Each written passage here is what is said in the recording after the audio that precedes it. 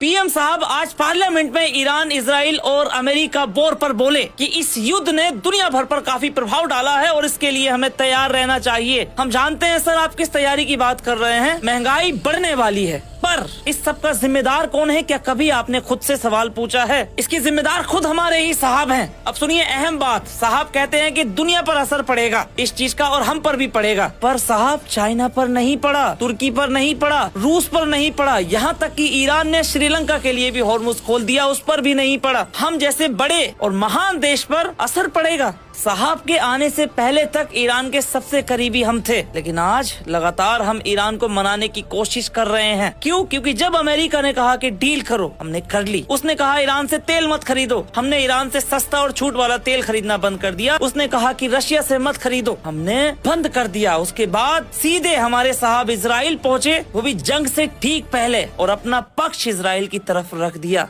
जबकि भारत सबके साथ है। भारत तो वो देश है जो किसी के खेमे में नहीं है, बल्कि लोग उसके खेमे में हैं। लेकिन पता नहीं साहब को क्या हुआ, I stand with Israel fatherland बोल के आ गए, और वही बात हमें नुकसान पहुंचा रही है। मैं दुआ करता हूं कि चीजें बेहतर हों, क्योंकि अगर ईरान वहां टैक्स वसूलेगा तो वो टैक्स जनता पर पड़ेगा, ना कि इन बड़े बड़े बिजनेसमैनों पर और ना कि इन नेताओं